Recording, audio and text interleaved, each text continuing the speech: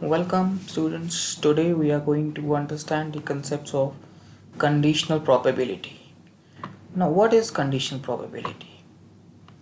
A probability of an event given that another event has already occurred is conditional probability. So if we denote conditional probability by P A by B. So it means that probability of occurrence of A provided that B has already occurred, and vice versa. P B by A means probability of occurrence of P A has already occurred. It is the formula for this is P A by B is equal to probability of joint occurrence of A and B and probability of occurrence of B. So it is P A by B is equals to P A intersection B divided by P B. Okay. Next on this is, now for independent events this formula slightly is different. Now when we say two events are independent, it means occurrence of one does not depend upon the other, so there is no chance of any condition.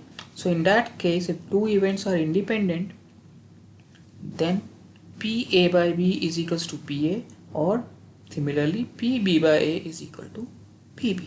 So because see, B is not affecting the occurrence of A, similarly A is not affecting the occurrence of B, so that is why we get these formulas. So we must understand, study the problem carefully and understand whether the events are independent or they are dependent, and then apply the formulas. Okay, so let's move on. Okay, so let's take up this example on conditional probability. Probability that a new marketing approach will be successful is 0.6. Let this be denoted by A. Okay, so PA is 0.6. Probability that the expenditure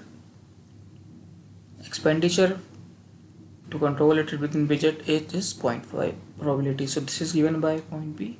Probability that both of these objectives are achieved. Objective 1 and both are achieved at the intersection. So PA intersection B is 0.3.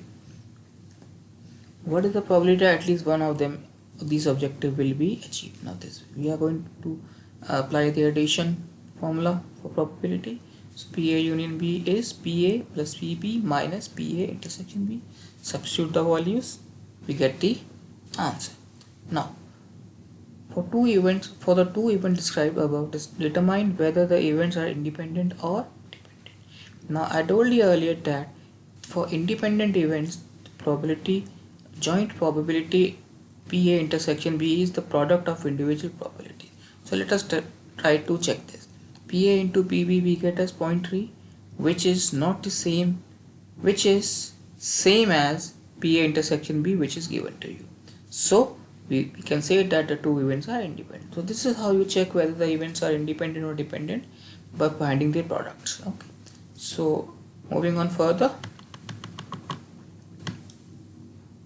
there's another example which is given here. Two computers A and B are to be marketed. Okay, a salesman who is assigned the job of finding the customers for them has 60% chance or 40% chance.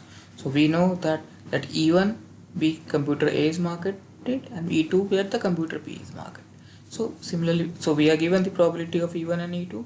PE1 is 0.6, PE2 is 0.4. Both are mutually exclusive because the total of them is 1. Okay, next, two can be sold independently. So they are independent events. So whether one is marketed, one is sold, it will not affect the sales of the another. Fine. So that's why they are independent. Given that he was able to sell at least one of them, that is at least one of them is PE1 union PE2. Fine. This is given. Given that he has to be able to set what is the probability that computer A has been sold. We are going to simply use the formula of independent event, and it is that PE intersection PE1 intersection E2 is product of the two. So we get P intersection E1 intersection E2 as this. Now we have to now apply a conditional probability. What is a conditional probability? Given that he was able to sell at least one, so what is the probability that A was sold? So PE1 that A was sold divided by E1 intersection E2. That at least one of them was so. Applying the formula of condition probability discussed previously, we put put the values and then we get the result as 0.789. Fine. So this is simply you have to understand which events are there and then apply the formulas accordingly. Find the probabilities. Okay. Moving on further, we must understand a very important theorem in condition probability, that is Bayes theorem. Now Bayes theorem is the most important part of condition probability. We must understand, first of all, to understand Bayes theorem, we must understand what are prior probabilities and what are posterior. The probabilities which are given to you in the beginning are prior probabilities. Now when the conditions are revised, there are certain, when there is some additional information given to you, there is some revision in the conditions, then the probabilities which you get are called the posterior probabilities. Now there is an example. I am explaining this with help of an example as shown below. Probability: a proposed shopping center is likely to give strong competition to downtown businesses like LS Clothiers.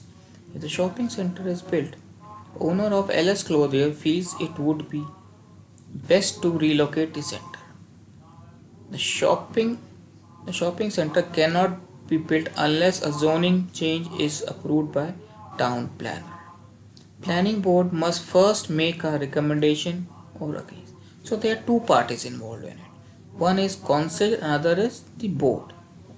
So let's summarize this and see how we are going to proceed. Fine.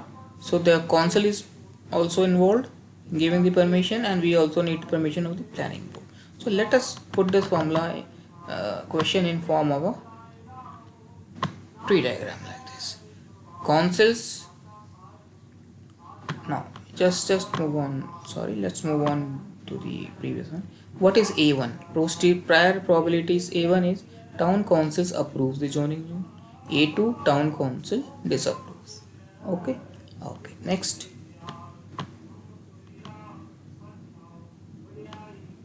Okay. Now let B denote the event of negative recommendation by the planning board, and B complement denote the positive. Okay. So let's now summarize in form of a tree diagram. Now town council approves is 0.7, it disapproves is 0.3. Now planning board comes into picture. Now PB by A1 means planning board has given a negative recommendation, but town council have given a positive. It is 0.2 given to you. Similarly, town council gives a positive and planning board gives a positive and town council also positive. It is 0.8 because we subtract from 1, we subtract 0.2. Similarly, we are given these conditional probabilities here. Now we can find the experimental outcomes, that probability of occur both probability that A1 is, what is A1? Approval by town council. B is negative, disapproval by the planning board. Intersection, using the formula of condition probability we get these values. We are going to apply the formula of condition probability, that PA by B is equals to PA intersection B upon PB. So using the same concept we get these values, and then we apply the Bayes theorem formula here, which says that PAI by B is PAI into PB by AI P, and similarly you can just go through the formula depending, because we don't know the number of events here, so it is a generalized formula. The theorem is equivalent when the events are mutually exclusive and the union is the entire sample space. This is a condition of this. So we are going to put the values in this formula, and we get PA1 by B is 0.3. So conclusion is, planning board's recommendation is good news for LS Clothiers. Fine. Posterior probability of town council is. This is how we. That's all for this session. Thank you so much. Keep practicing the problems. Thank you.